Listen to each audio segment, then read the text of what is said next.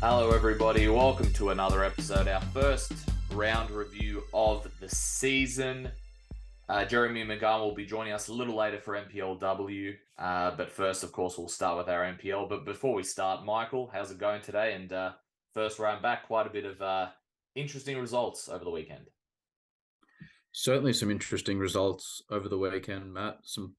Plenty of action that went over the course of the weekend. Some great goals as well scored. If anyone sort of got a chance to see the amount of games that were on over the course of the weekend between the NPL, NPLW, and if you were sort of in person there to see CPL action as well. So quite a few goals, some great results, and that's exactly what you want for your first game sort of back into the new season. A great introduction to the 2023 campaign. So looking forward to breaking it down with you, Matt. Yeah, and there's only one place to start when we talk about the NPL. There aren't too many bigger matches to kick off the season than the O'Connor Knights against Canberra, Croatia, and the Chivapi derby. It was 1-1 between O'Connor Knights and Canberra, Croatia. The goal scorers were Queanbeyan for the O'Connor Knights, and the Canberra, Croatia goal went down to an own goal, I believe, to Connor Bill. O'Connor began the Chivapi derby with the best of the chances to begin with. In the first 90 seconds into the contest, Isoso Hegi got on the end of a cutback ball and struck a thundering shot, which was superbly saved by Sam Brown. It was Canberra, Croatia, though, that opened the scoring 8 minutes after that, as Daniel Sparrow whipped in a free kick to Daniel Barrach, who looked like he got a touch on it to put it past the keeper. However, it did sort of it looked like it officially did have a deflection off Connor Bill, I believe it was, who was credited as the goal on, well, that's what I saw online anyway. O'Connor leveled things up, though, at the start of the second half as Isosa Rahegi went on a run down the line, laid it off to Queanbeyan, who was able to tap the ball around Matty Gerbisher and then had a burst of speed around him, picked up the ball and slid it past Sam Brown. Very expertly done there from Manda. Around the 60-minute mark, Croatia went down to 10 men after Marco Gaia received a second yellow card for a slide tackle on Michael Adams. O'Connor also technically scored a goal via Riley Angelo Santi, but it was immediately disallowed for offside a couple of minutes before full time. Overall, a draw. So both sides, I'm sure, will probably be coming out of that thinking that they should have got more out of that one. But I guess luckily enough, we will see both of these teams face each other 2 more times during the season. So plenty of opportunities for both to get a win over their Croatian derby rival. But overall, it is 1-1 in that first encounter. Still plenty more to come from those two sides, I don't doubt, this season. Michael, who do we have next up? Next up, Matt, we have Canberra Olympic, who put in a 5-star performance, winning 5-0 against the West Canberra Wanderers. A hat-trick for Flores, Darwich on the score sheet, as well as Nick Popovich to round off the great performance that was put forward by Olympic in this game. You know, it's the perfect start to the season, Matt. You can't really ask for much more in your first game of the season. 5 goals and a clean sheet, and in particular, on a more personal note, for Flores scoring the first hat-trick already of the NPL season in the first game week.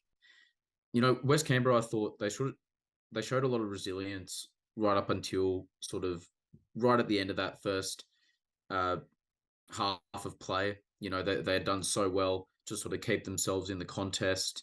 They managed to play some decent football at times, and it was just that sort of real gut-wrencher that was provided by Flores sort of right at the end there of the first half. That sort of just took the wind out of their sails a little bit. You know, you have Olympic there going 1-0 into the break, full of confidence, having just scored. And on the other side of things, you've got West Canberra that had done so well, but it just conceded right at the end. So it sort of strikes, you know, the confidence down just a little bit. And you're expecting a bit of a reaction in the second half. But, I mean, it was Canberra Olympic who just sort of took the game by the scruff of the neck and just continued to march sort of forward. And take off where they had left off at the end of the first period of play. Sorry, just to go back on the first goal that I sort of mentioned there at the end of the first half. It was a beautifully glanced header for the opening goal from Flores. It was a beautifully whipped in set piece, and he sort of just managed to flick the ball on past the goalkeeper. And before you knew it, like I said, they sort of just had taken that confidence into the second half, played really, really well. So he had completed his hat trick with a nice goal sort of into the bottom corner to cap off his fine performance. So a nice round of 3 goals there for Flores. And sort of Darwich capped off some nice combination play with Nick Popovic, sort of around the edge of the area, sort of passed it into Popovic, who was sort of pinning the centre-back. And he sort of took a touch and rolled it for Darwich to then sort of beat the defender and then put the ball past the goalkeeper. And then Popovic sort of capped off his performance with the 5th goal of the game there with a nice finish to sort of seal the 3 points. So it's just exactly what Canberra Olympic would have been hoping for to open their campaign, full of confidence, a great result for them that they'll take into their next match against the O'Connor Knights, which we will obviously get into when we break down the fixtures, Matt. But nevertheless, it's a great result for them. And for West Canberra, it'll just be a matter of, I think that they can draw some positives from, most of that first half performance, and that they were able to sort of be really competitive. So hopefully they can sort of just take what they were able to do well in that period of play and use that sort of going forward. And hopefully they can sort of, in a way, bounce back next week. Matt, who do we have next up? Next up, we have the Monaro Panthers against Tigers FC, Battle of the Big Cats, as Russ likes to call it. 3-0 winners, Tigers came out. Taneski, Gillespie, and McCarthy on the score sheet. The Tigers opened the scoring after Kishta cut a ball into Gillespie, whose shot was parried by Fertel, and Taneski was there for the tap-in. Tigers doubled their lead less than 20 minutes later as Josh Gillespie went on the end of a great run, weaved in and out of a few defenders, and a shot, and just hit an absolute bullet of the shot in the top corner. Quite a way for Gillespie to score his 50th NPL goal, I believe Russ said on commentary for that one. So congratulations to Josh Gillespie there. In the 32nd minute, Gabe Cole was given a straight red card. A couple of minutes later, things went from bad to worse as for Monaro's Rocco Stricker received a second yellow card, resulting in a red, of course, and Monaro went down to 9 men. Tigers made it 3-0 before halftime as Emilio Kishta whipped in a cross, which Monaro tried to clear, but it went straight to the path of Ed McCarthy, who buried it for the finish. Obviously not the best result for Monaro, but they had their moments at the start of this matchup before the goals went in, and they had some good moments. However, after conceding the first 2 goals and then receiving those 2 red cards, it became nearly virtually impossible for them to try and make a comeback in this one. So they'll be looking to sort of regroup and come back better next match. In terms of Tigers, though, I don't think Jimmy Canarides could have asked for a better return back to his former side against Monaro with this new look Tigers side. They played very well. They took their chances. They took advantage of opportunities that were given to them. And most importantly for them, they took home the 3 points. And so you couldn't have really asked for a better start to the season for the Tigers. So both sides will be interesting to see how they come up in their next couple of matches. Michael, who do we have next? Yeah, obviously, before I get into that, it was obviously a great result there for Tigers, especially away from home, playing at the Riverside there, and a happy sort of return for Jimmy Canarides, as you sort of briefly mentioned there too, Matt. So, and we mentioned that on the preview podcast as well. A bit of a bounce back season that they're looking for this season, Tigers. So a fantastic start for them, and we'll see if they can continue that momentum. But the last game that we've got for NPL round 1 action was Tuggeranong United back in NPL action after their promotion from CPL last season against Gungahlin United, where it was the visitors who came away with a 4-1 victory in this one. Tuggeranong United's goal scorer was Walker from the penalty spot in the second half. And for Gungahlin, it was Max Green with 2 goals, Jack Green with a goal, and Pacler with a goal as well for Gungahlin United. So a little bit of a tough reintroduction back into the top flight for Tuggeranong United in the NPL, Matt, in what was the Sunday match of the round against Gungahlin. And, I think it just obviously proved to be a case where Gungahlin were a little bit too good for them in this game, Matt. You could sort of see the confidence that was flowing within the Gungahlin team, especially in the first half, where they were able to sort of play some really good combinations in the Tuggeranong half of the field. And it was something that I think Tuggeranong was struggling to deal with. But in terms of how these goals were scored, obviously it wasn't the ideal start for Tuggeranong, giving away a penalty and Max Green converting in the first 6 minutes of play. And, before you knew it, Jack Green sort of scored a trademark goal to double Gungahlin's advantage. And I know that was something that Russ had mentioned in commentary as well, that it was trademark Jack Green from a set-piece situation. And Paisley made it 3 just before halftime. And, I mean, Matt, this was a fantastic strike.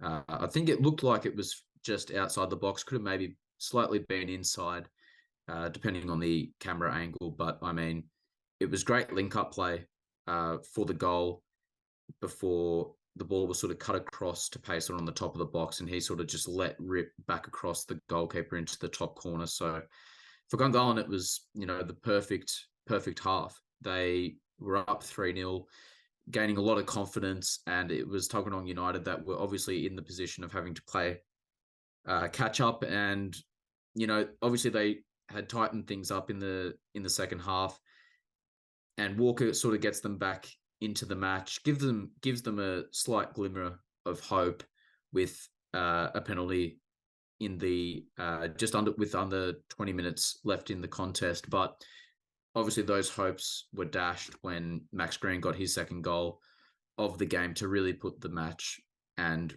result to bed. So if you're Gungahlin United, you can't really argue with scoring 4 away goals in your first match of the season. Of course, they'll be a little bit disappointed that they weren't able to keep a hold of a clean sheet, but nevertheless, what you play for is the 3 points. So, I mean, if you're getting 3 points, nothing else really matters. So, well done to Gungahlin United. They're going to look like a force this season, most definitely, given how they approached and played in this match. And for Tuggeranong United, it'll just be a matter of bouncing back and not getting too down on themselves. It was always going to be tough, sort of having gone from CPL football back into NPL football. Obviously, the pace of the game's a little bit different, so we hear, and so that we've seen. So they'll have those players sort of getting used to that, and before you know it, Mitch Stevens will have a good talking to them and get them prepared as best as he can for the next contest. Matt, do you want to break down the round 2 fixtures that we've got coming up in a couple of weeks? Because obviously we've got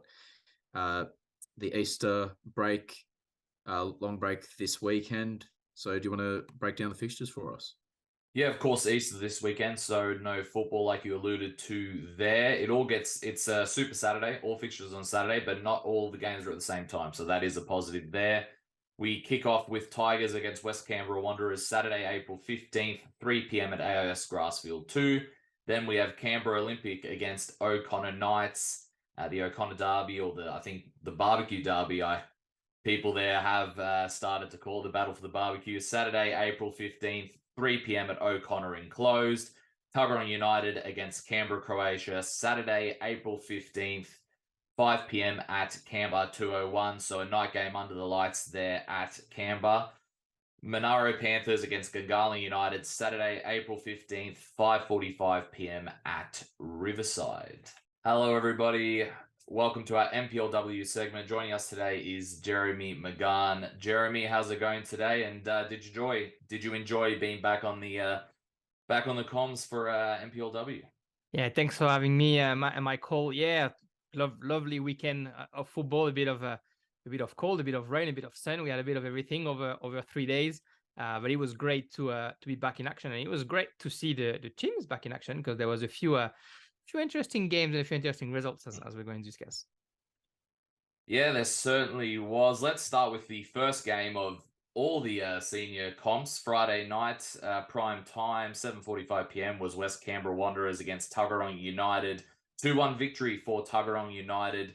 Perry with the goal for West Canberra and Matthews and Niles with the goals for Tuggeranong United. West Canberra Wanderers, I believe, were without Ray Castro, if I'm not mistaken. Yeah, because he is in the US from what I've seen from Facebook. Tuggies thought they opened the scoring early on in the 3rd minute, but they were ruled out for offside. They officially opened the score in the 54th minute when Gregson neatly flicked the ball around her marker, made a good run down the wing, whipped in a cross in the path of Matthews, who was able to bury it in the back of the net. West Canberra bounced back 8 minutes later through a counter-attack. Jensen made a driving run through midfield, placed a through ball into the path of Perry, who took the opportunity and chipped it over the keeper for 1-1. Tuggies scored the winner, or what was the winner 5 minutes later, with another run down the wings. Gregson moved her way around some players, seemingly crossed it in the path of Niles, who buried it in the back of the net. Overall, though, great victory for Tuggies. Great way for them to begin their campaign. I know there's been a lot of hard work there over the last year or so from Paulo Romero, so great way for them to start the season. And some really good play there, really good setup from goals. Gregson looked really good, and of course, their new signing, Niles, getting on the score sheet. Jeremy, you were there calling this one with Russ. What did you make of it? Yeah, it was a great game to start us off, to start the season off altogether, and the WNPL competition as well. I think it was a bit what we expected from those two teams when we discussed it in the preview as well. West Canberra was always going to be hard with a few players that had left during the offseason, but I gotta say, like Alice Jensen and Nikita Perry were really all over it and brought a lot to this team.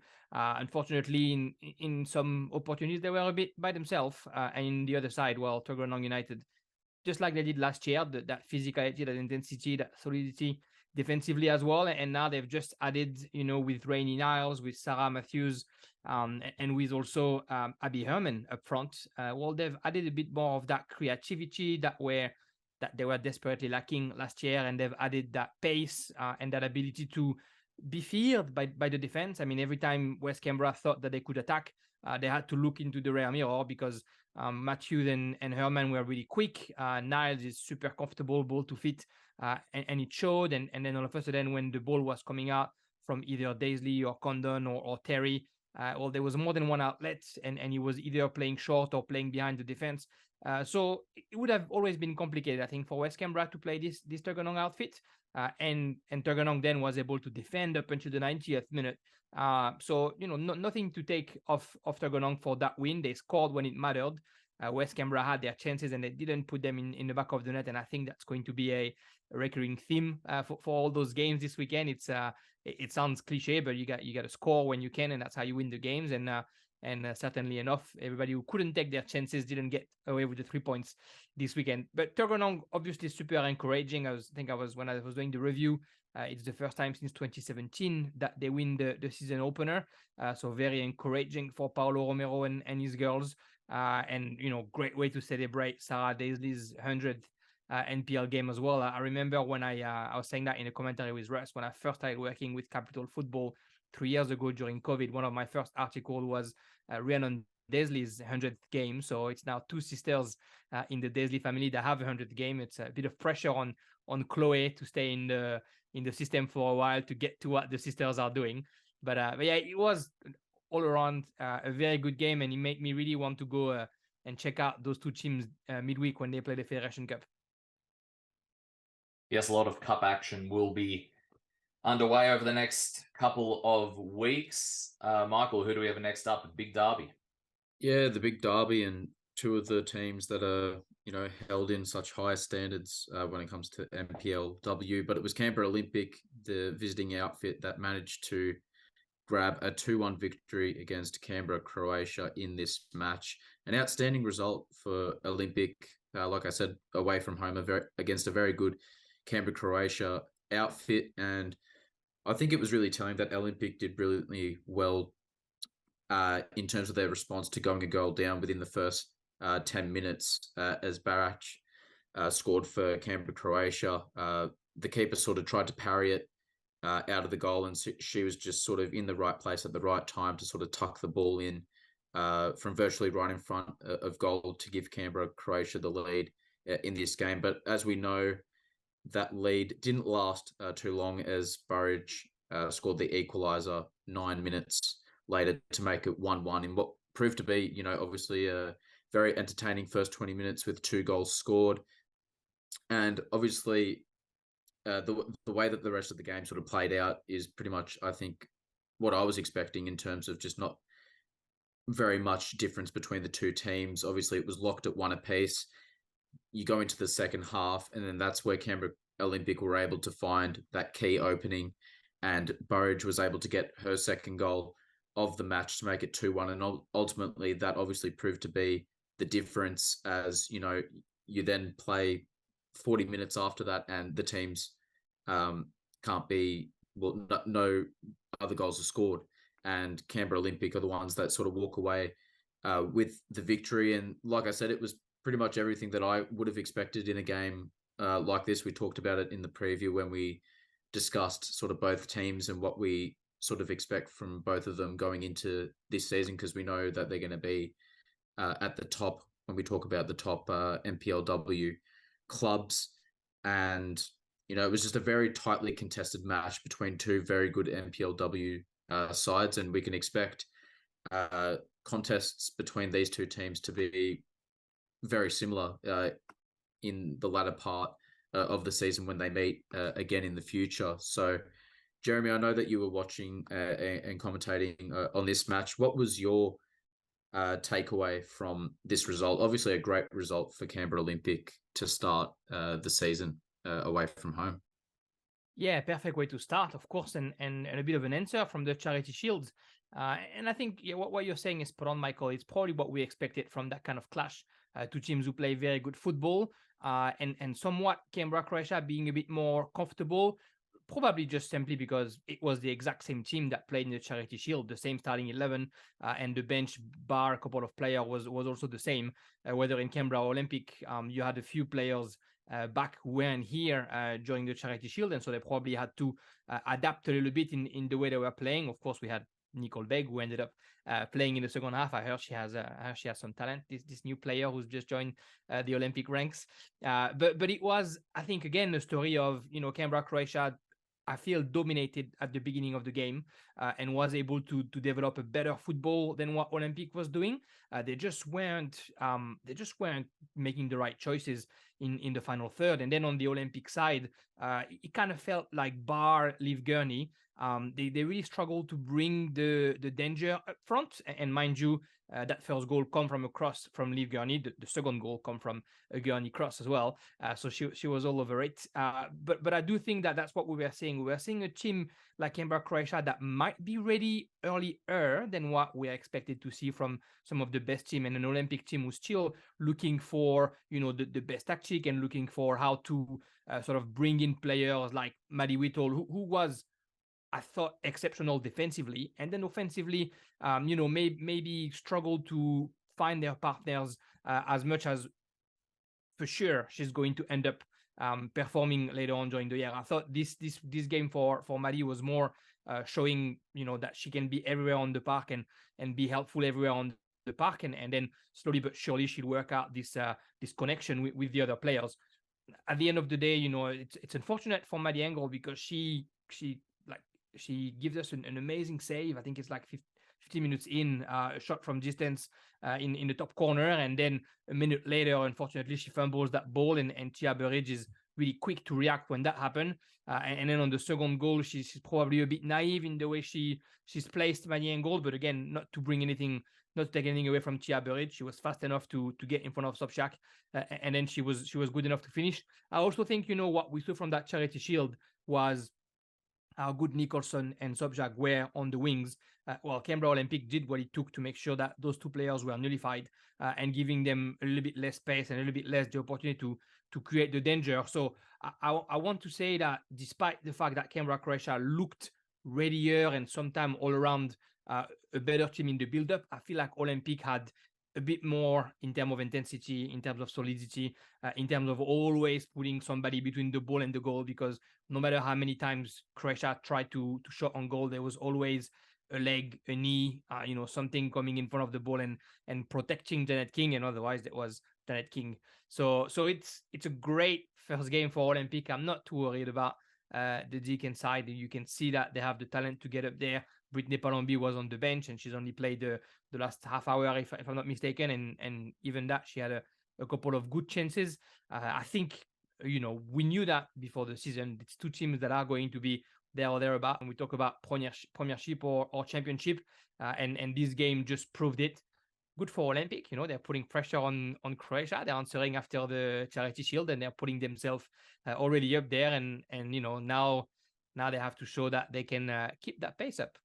Yeah, absolutely, Jeremy. That was a great breakdown of how the events unfolded in that game between two very good teams. So interested to sort of see how they go for the rest of the season. Matt, can we get into our next matchup?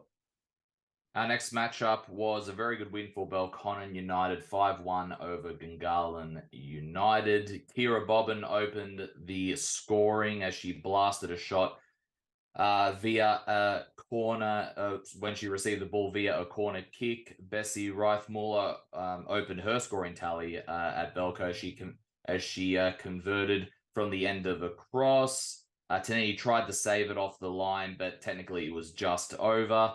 Less than a minute after that, Highmarsh delivered a terrific delivery over the top of the Gungahlin defense in the path of Bobbin, who finished it off for her brace and made it 3-0. Just before the hour mark, Gungahlin United played a short goal kick, tried to play it out from the back. However, the Belco press was on, and Talia Backhouse intercepted the ball and went past the defender, squared it up for Reithmuller, who was able to make it 4-0. 4 minutes after that, Gungahlin got one back after Ginger Oliver delivered a great towering corner kick, and Ella Brown struck a terrific sort of half volley past the keeper to make it 4-1. The final goal of the game came as Lisa Carey struck an effort which was saved by Tanini. However, Reithmuller was there to follow up and put it in the back of the net to solidify her hat trick and make the score 5-1. Huge victory for Belconnen, which immediately puts them at the head of the table, immediately on goal difference, immediately puts Bessie Reithmuller as top scorer, if I'm not mistaken, as well, at the top of the goal scoring charts. Obviously for Gungahlin, not the best day at the office, but Belco were probably just a machine, just ready to go today, weren't they, Jeremy? You probably couldn't ask for a better start if you were Scott Coleman. Yeah, I was looking at the result when I was commentating the other game, and then I knew I had to watch that game for sure at the end of the day. And look, it's interesting because it's two teams that have met in preseason, and then you can see how the impact that preseason game has on the coaches, but also on the players. You're looking at a Gungahlin team who's basically just added one or two players in their starting lineup. It's Ginger Oliver, the return of Jade Brown, and Ayla Robertson, who came back as well. And then on the other side, there's a few more chances. You got Izzy Einmarsh, Pearl Tin, who wasn't always a starter, who was starting on the weekend, and she was pretty phenomenal. And Ellie Summers is in between the posts now, and Lisa Carey came up as well. Of course, Bessie Reithmuller, and what a start for the former academy product. Ati Kram as well. So a few new players on that Belconnen side, but clearly they knew what to do. They were, I think, on the day the better team. They just were running this much more and dominating this much more, and of course converting their chances. It was, I think 5-1 is probably a harsh result for what the game actually was. There was definitely some chances on the Gunner side that unfortunately didn't finish the way it was supposed to finish, and a bit of frustration, understandably, with some with how the events unfolded. We'll say it that way. But in the end, Belconnen, I think, is saying, in case anybody had any doubts, that they're here to start the way they finished, excuse me, and to try and dominate that league from the get-go. And they have, a pretty complicated calendar with Olympic and Canberra, Croatia, the next couple of games. So they also had to make a statement early on, and they have to be ready early on if they don't want to have the same kind of start that they had last year. And it shows that they can. I mean, I'm sure, Bessie Muller, can you find a better way to start in your new jersey than scoring a hat trick? It wasn't the 3 hardest goals she's ever had to score, I'm sure, but she was there when she needed to be here. And now it's just going to be about Russ trying to find a new name for the Belconnen attack, because his killer bees are probably going to be taken over by Bessie Muller. I guess you can use B for Bessie, right?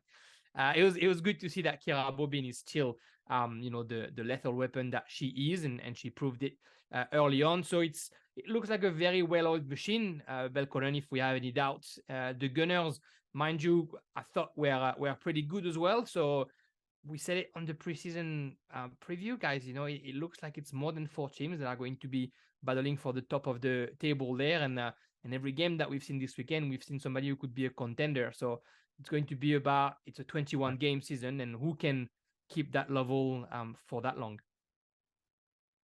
It certainly will be interesting, and some interesting matches as well coming up for both of them, like you sort of alluded to there, which we will mention after our next matchup. Which, Michael, who do we have next up? It's a debut of a new team. That's right, Matt. ANU played against the Canberra United Academy. It was the Canberra United Academy that ended up with a 3-1 victory in this game. Goals from Babbage, Neeland, and Wild for the away side, and Swart on the goal scoring sheet for ANU. Obviously, a very good win away from home for CUA, which is sort of becoming a bit of a theme for NPLW this past weekend, with a few of the sides playing. As it's exactly the sort of start that they would have wanted after we essentially spoke about it on the preview, saying that they wanted to sort of come back and have a better season than they did last time around. So good on Matty Moore for starting off the season the right way. And I'm sure he'd be very delighted with not only the result, but I'm sure aspects of that performance as well. But to start things off, ANU got off to the dream start that they would have, been thinking about in the lead up to this game. They hit the lead after 20 minutes, and you could sort of hear the spectators just how happy they were that they were able to get their first goal in NPLW. And like I said, it was just the ideal start for them, and you sort of could sense, what's going to happen to the CUA from this moment onwards? How are they going to respond? Is it sort of going to continue to go downhill, or are they going to respond positively and come back?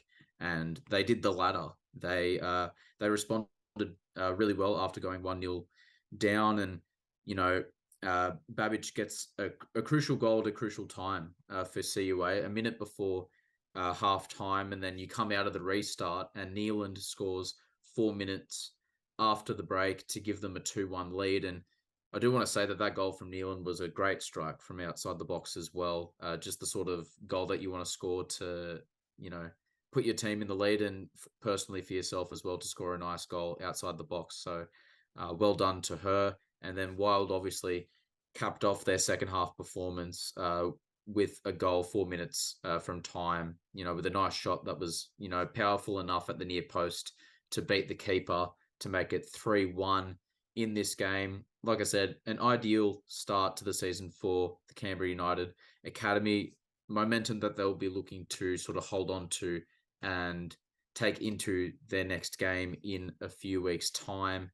Jeremy, what did you make of this result for the Canberra United Academy? I sort of touched on there that they went behind in this one to an ANU side. Instead of letting that goal really kill their confidence, they sort of just used that as a springboard to get themselves back into the game and obviously end up winning. Yeah, a story of momentum, really. It wasn't a good weekend to host, right? All the 4 teams that were playing at home lost and were only able to score a goal while conceding more. So ANU, unfortunately, was probably we probably would have liked to play away on that first round, knowing what the trend was. Look, to be honest, I was impressed with the ANU. Obviously CUA, we kind of know what they bring to the table, and with the team that hasn't played together yet in a whole season, we know that it's going to take time for them to find themselves well and find the rhythm and all the automatism. But on the other side, it looked like a team that knew each other really well, that was moving. They just made sense in the way they were playing. It was coordinated, and they scored deservedly early on. And then, COA, I think, did well to actually weather that storm, and to, say, you already down 1-0 and this team is pushing. How do we make sure that we defend well and that we prevent another one to come in and we wait for our opportunity? And that's just what they've done. I think defensively they were okay. Offensively, I've seen, and I'm sure Manny Moore would forgive me for saying that, but I've seen the academy better than what they were on Sunday. But at the end of the day, it doesn't matter if you're not playing your best football. If you're the one who scores the 3 goals, then that's all you need, right? So I think it was a very good pass. I can't remember who's passing that ball for Babic for that first goal. I think it's actually Alexander Nielen who does that pass. It was a beautiful pass behind the defense, and that's what you get with the ANU, some sparkle of magic over there. And then Babic finishing and then scoring this early in the second half. You've just changed the whole momentum, and now ANU needs to push, and it's playing right into the strings of the academy, who were more comfortable defending and then just had to try and play in the counter. And then that very last counter attack was just a beautiful thing. I mean, sure, Babic is lucky at the end to see the ball ricocheting into her face for the assist. But before that, 40 meters ago, she gives a beautiful deflection to send her teammate on the wing. So we've seen some really good things from the academy. We've seen that it's still the beginning of the season for them. Like I said, I think the ANU is going to be a team that's going to be hard to play against. They have the support, they have the talent, and they know each other, and it's obvious that they know each other. It's going to be about what happened on the weekend. You have to find a way to prevent it. You have to find a way to maybe protect the goalkeeper a little bit more, have a bit more defender around them when there's a rebound, and then who knows where Rob Illingworth and his girls can go from there.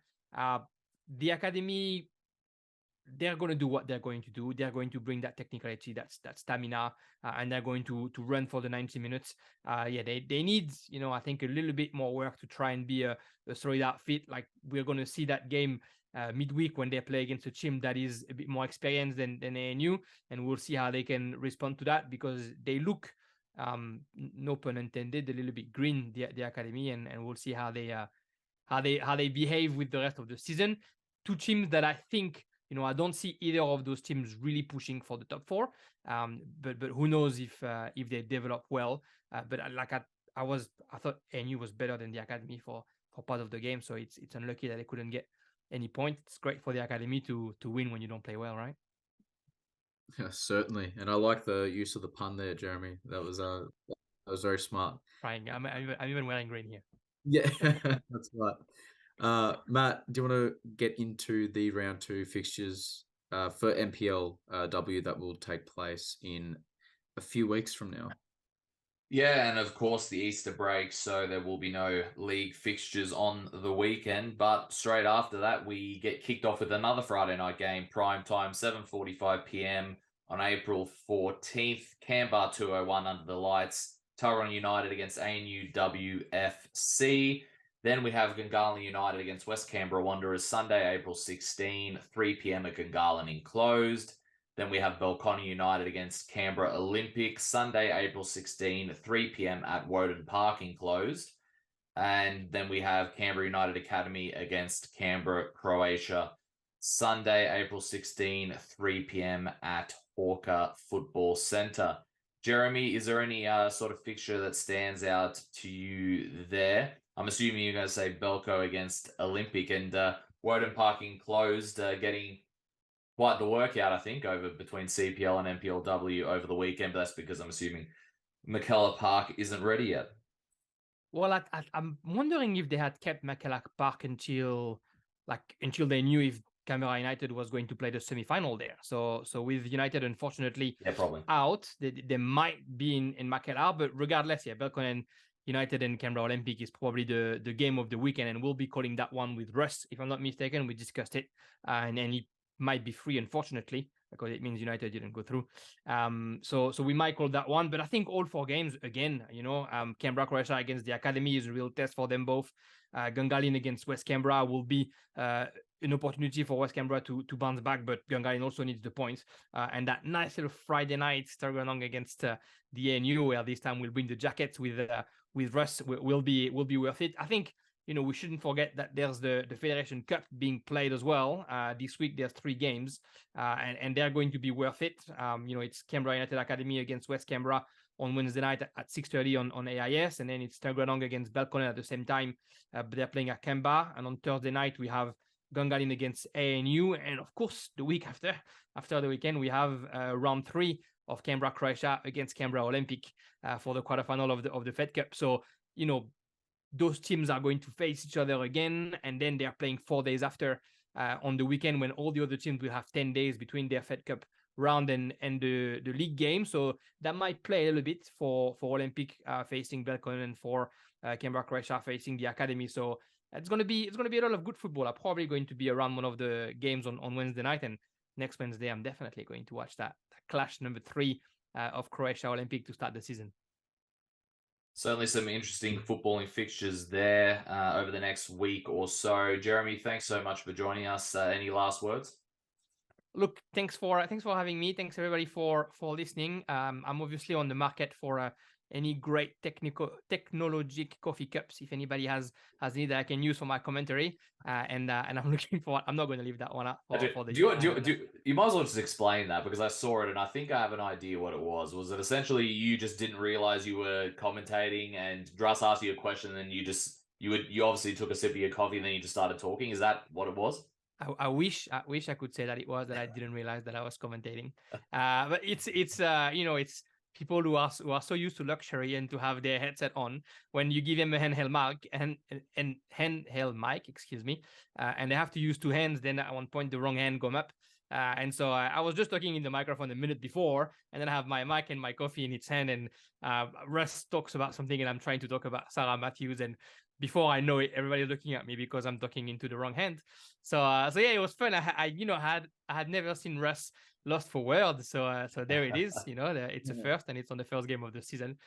So I'll take it. Look, it looks like everybody enjoyed it. Me first, and then I was reminded a couple of times over the weekend. So I'll take it, and I'll happily live with it for the season. Hello, everybody. Welcome back to our CPL segment of the show. We kick off with one of the new teams, of course, in CPL. Belconnen United got off to a great start of their CPL campaign. They blitzed the beginning of this match, scoring twice in the opening 25 minutes. New signing David McCarron on the score sheet in the 8th minute, and then in the 25th minute, Luke Vallone was able to get himself on the score sheet. Wagga City Wanderers, though, were not going to give up without a fight and did very well to get back into this encounter, tied it all up via goals from Suleiman in the 61st minute, and then Kadzola 15 minutes later. Belconnen United, despite being against the momentum at that point, were able to get another goal back from Billington. So good stuff there from Belconnen. Always difficult once you've given up sort of that 2-goal lead to try and beat back that momentum, but they were able to do so.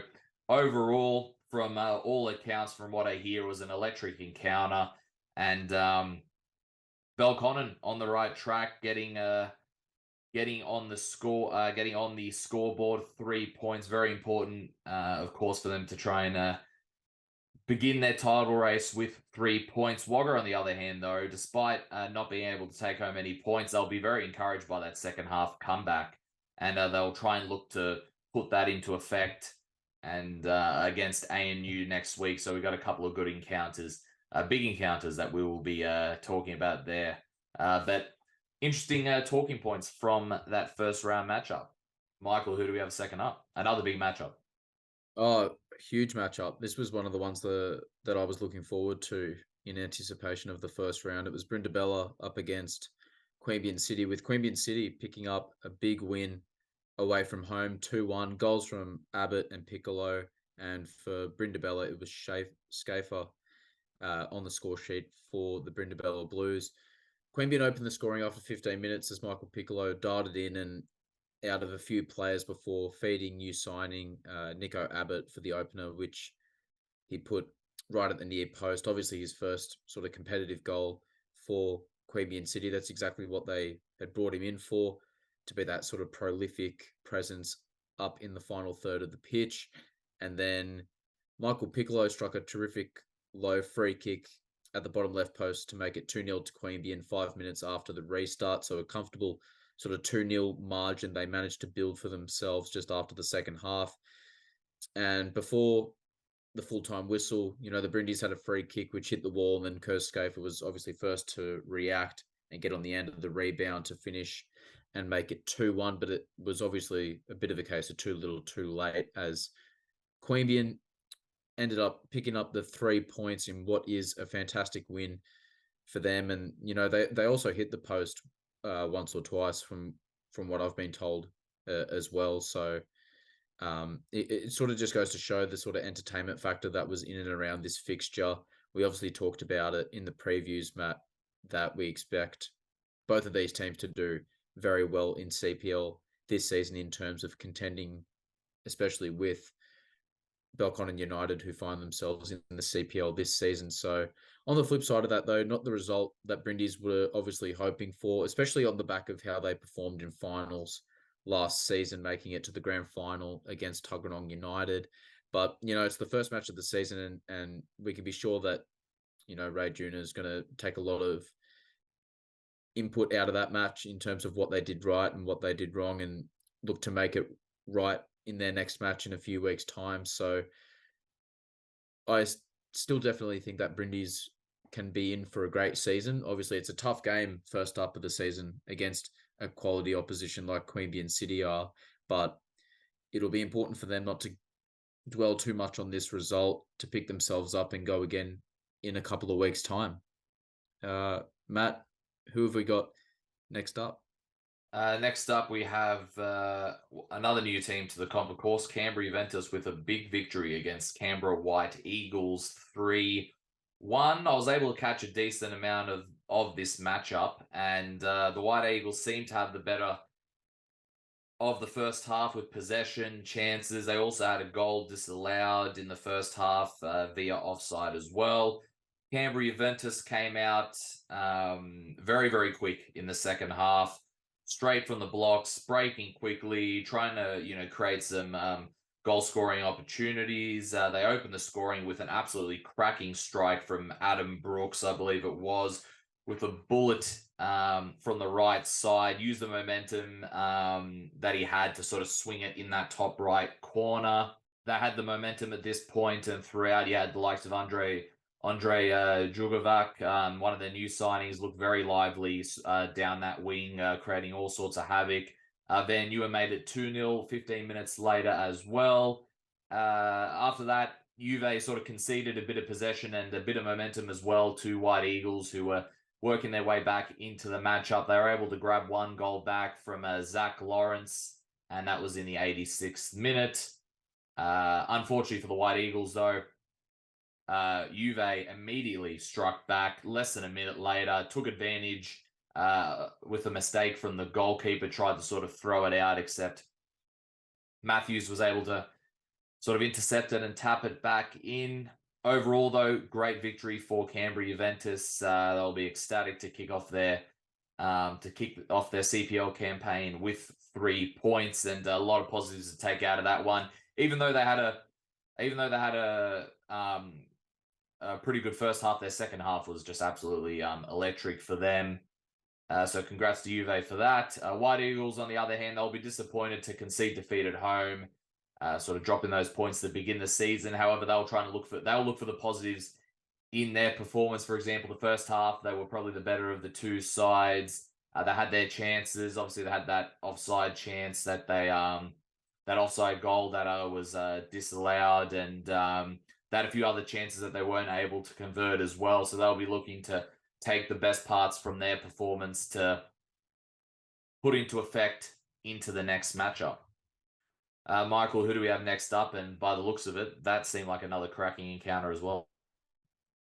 I think it was probably the match of the CPL round, to be honest, Matt. What an entertaining game this one was. I don't think anyone could have predicted how much of a entertaining game this one was going to prove to be. And I mean, ANU up against Yoogali, 4-3 to ANU in this game. What an absolute classic already in the first round of the competition. It'll probably go down as one of the games of the season already, and we're only one round in, Matt. So you've got Grace, Spears, Hope, and Grist that got on the score sheet for the hosts. And for Yoogali, it was a Darren Bailey hat-trick in his return to Yoogali. Monty Grace opened the scoring for ANU as he converted a ball squared to him and obviously finished well to give ANU the advantage. And then it was 2 minutes later, across from Yoogali was saved by the keeper. But however, Darren Bailey got on the end of the rebound to react the quickest of anyone in and around the penalty area to make it 1-1 to get the equaliser. But ANU took the lead back as they intercepted the ball from Yoogali in midfield and broke down the line, putting a nice through ball to Rory Spears, who completed the play with a nice goal. And again, Yoogali got themselves an equaliser via a Darren Bailey spot kick. You know, they received the penalty after the keeper went to save the ball, but took out the player as he was the last man. And for the third time in this game, to sort of go to show how much of a topsy-turvy match this one proved to be, ANU took the lead for the third time in this contest, again via a corner. The header hit the post, and then it was a bit of a scramble in the box before Hope put it past the line to give ANU a 3-2 lead. But as Yoogali had proved so many times in the contest, it wasn't over. And, you know, they equalised yet again as Josh De Rossi won the ball back in the midfield and laid it off to Bailey, who buried it with the outside of his foot for his hat-trick. I mean, what a way to cap off your hat-trick, you know, to sort of smack a goal in with the outside of your foot. And, you know, at that point, we're at 3-3. Both teams are locking horns at this point. It was absolutely entertaining. But then 2 minutes later, ANU took the lead once again as a huge long throw was put into the box. An attempted clearance, you know, went to the path of Oliver Grist, and he obviously converted to make it 4-3 to cap off an amazing game, and obviously the seventh goal of the match. Josh De Rossi received a second yellow card, putting Yoogali down to 10 men with 8 minutes from time, which obviously came at a really, really difficult time for them, as, you know, they were trying to get themselves back into the contest and get a leveler for the fourth time in the game, but it just didn't prove to be the case, as, you know, ANU held out for an important win to start the season with 3 points. And, you know, and to be able to keep pegging back from Yoogali's comebacks, you know, is a difficult task in itself, but they were able to do it. And, you know, some teams would have been, you know, put off by the need to get themselves ahead only to be pegged back once, and then to get yourself ahead again and then pegged back twice. It's a bit of a tongue twister, that one. But, you know, they showed great resilience there, ANU, and why they're one of the best sides in the competition. They managed to find a way to win, and that's what the good teams do. Yoogali, on the other hand, you know, they'll be very proud of their performance. I mean, it's an exceptional effort away from home. We know how difficult it is for them to make the travel down to Canberra. And, I mean, to put an effort like that, even though Darren Bailey managed to be the spotlight and grab all 3 goals in his player coach role, which is absolutely astonishing. You know, he's obviously made such an impact on that squad, and you can expect them to be a tough outfit to beat this season, Matt. That's for sure. And I wouldn't be surprised if they were to upset some of the bigger teams in this competition with the same sort of fight and determination that they were able to take into that ANU game. So an absolutely outstanding match of football with 7 goals in it. And we can only hope that games like this will be a common theme throughout the season. Obviously, maybe not the red cards, but, you know, back and forth action, leads being established, only for equalisers to be scored. And that's the sort of football that you want to be involved in, the sort of football that you want to be watching. So credit to both of those teams that put in a great effort there. Matt, do you want to get into the round 2 fixtures that will take place in 2 weeks? Now we'll get into the CPL round 2 fixtures that will take place in 2 weeks' time, Matt. First up, we have Queanbeyan City up against Yoogali. This one will be a cracker. Saturday, April 15th, 3 p.m. at High Street. We've then got Canberra Juventus up against Belconnen United, Saturday 15th of April, 3 p.m. at Ainsley Field 2. That's going to be an interesting game as well, obviously with Canberra Juventus coming off that confidence-boosting win against White Eagles, which leads me into the next fixture.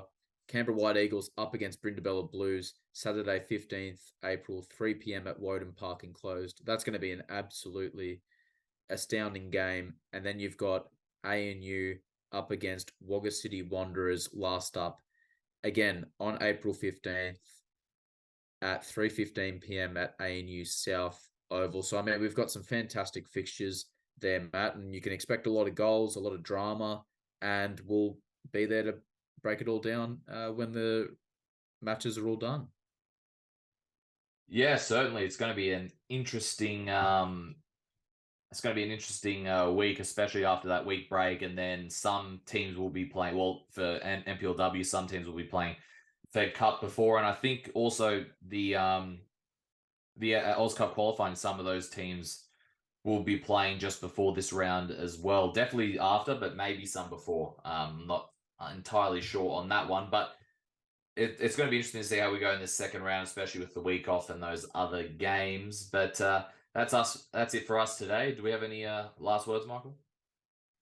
No, I mean, it's obviously going to be great when the fixtures return, but that's not to say that we have to wait a couple of weeks to watch, you know, local Canberra football. Obviously, we'll have the cup matches going on in the meantime. So, I mean, you can expect a lot of people to sort of be spread out, going to attend those games and watch those games as well. So at least we'll be kept busy in the meantime. But plenty of football. It's great to be back, and like I said, we'll be back to break it all down in no time. Yeah, we certainly will. If you still want to check out our previews, they're still on the page there between CPL, NPL, and NPLW. Most of the preseason interviews. There's a decent amount of preseason interviews there with coaches. If you still want to check them out, I see people still been checking them out despite the matches starting. Feel free to. There's plenty there. And well, I won't see you next week, Michael, because it's Easter. So everybody have a wonderful Easter break.